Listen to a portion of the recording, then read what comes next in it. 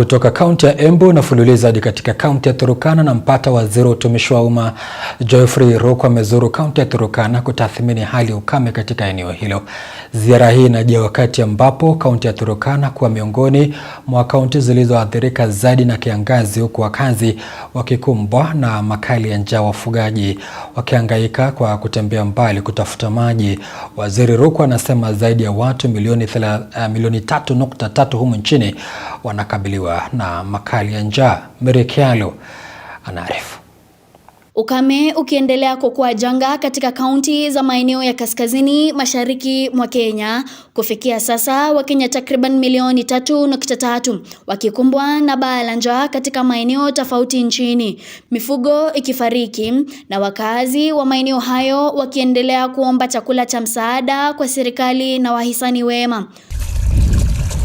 Kutokana na haya, waziri wa utumishi wa umma Geoffrey Ruku amezuru kaunti ya Turkana kukagua makali ya ukame katika kaunti hii ambayo ni miongoni mwa kaunti ambazo zinakumbwa na baa la njaa.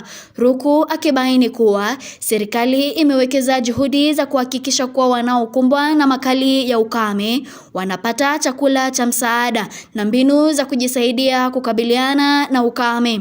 And we are putting all these interventions as a government to ensure that 3.3 million people affected, the livelihood is sustained, the livelihood is not severely affected, and they are not sleeping hungry because of lack of food. Katika kaunti ya Mandera, wafugaji walipokea chakula cha mifugo kutoka kwa serikali ya kaunti na ile ya kitaifa kwa ushirikiano na mashirika mbalimbali. The county government of Mandera and the national government tumekubaliana tulete chakula cha mifugo ambaye watu wakinunua na bei rahisi. Na kuna program nyingine under the special program tuko na zaidi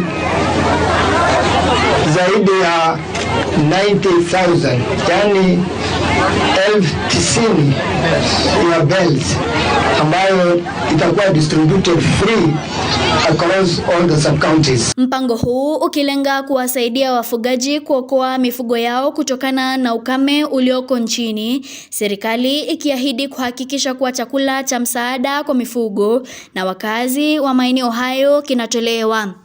Kuna hii ambayo pia imekuja ili kuweza kusupplement ile ambayo ni ya free ya subsidized fodder, ambapo watu watakuwa wanapeana pesa kidogo, wanapata chakula ya kulisha mifugo ili tusipoteze mifugo yetu wakati huu wa ukame. Mambo ya ukame katika ya Mandera iko njaa mingi sana, upande ya mifugo, upande ya binadamu.